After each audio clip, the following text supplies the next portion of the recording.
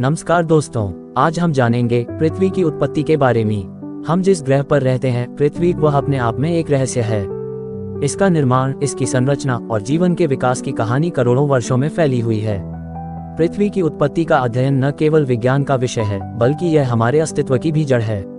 इस लेख में हम विस्तार से जानेंगे कि पृथ्वी कैसे बनी, किन प्रक्रियाओं से गुजरी और आज तक कैसे पहुंची। पृथ्वी की कहानी ब्रह्मांड की उत्पत्ति से शुरू होती है। वैज्ञानिकों के अनुसार ब्रह्मांड लगभग 13.8 अरब वर्ष पहले एक जबरदस्त विस्फोट से उत्पन्न हुआ, जिसे हम बिग बैंग कहते हैं। इस विस्फोट से समय, स्थान, द्रव्य और ऊर्जा की शुरुआत हुई। बिग बैंग के बाद ब्रह्मांड में हाइड्रोजन और हीलियम जैसी प्राथमिक गैसें बनी। लाखों वर्षों बाद इन गैसों ने गुरुत्वाकर्षण के प्रभाव में आकर गैस बादलों का रूप लिया, जिन्हें नेबुला कहते हैं। लगभग 4.6 अरब वर्ष पहले एक विशाल नेबुला में गुरुत्वाकर्षण के कारण संकुचन हुआ और एक बड़ा तारा बना, हमारा सूर्य। सूर्य के चारों ओर बची हुई गैस और धूल के कणों ने घूमना शुरू किया और धीरे धीरे चिपककर ग्रहों का निर्माण किया।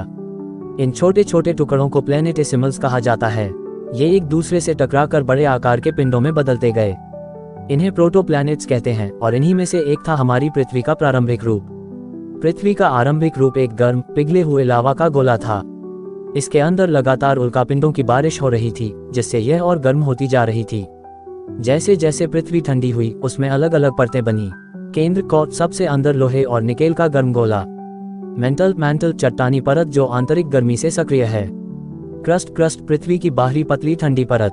प्रारंभिक पृथ्वी पर कोई स्थायी वायुमंडल नहीं था। जैसे ही पृथ्वी पर ज्वालामुखीय गतिविधियां तेज हुईं, गैसें बाहर निकलने लगीं।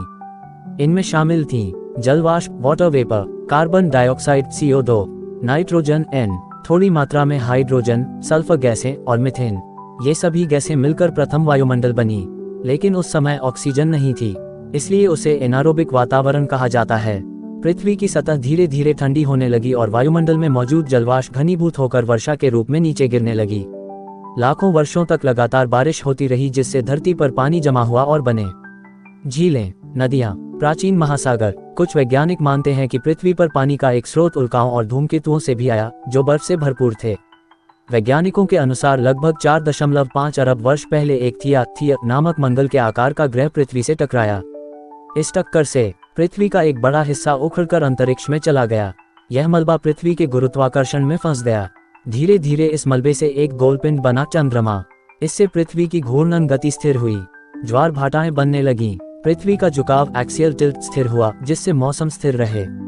जब पृथ्वी पर तापमान स्थिर हुआ, पानी स्थायी हुआ, ज्वालामुखीय गैसें शांत हुईं, तब कुछ रासायनिक क्रियाएं समुद्रों में घटित होने लगीं। समुद्रों में एमिनो अम्ल, न्यूक्लियोटाइड्स जैसे तत्व बनने लगे।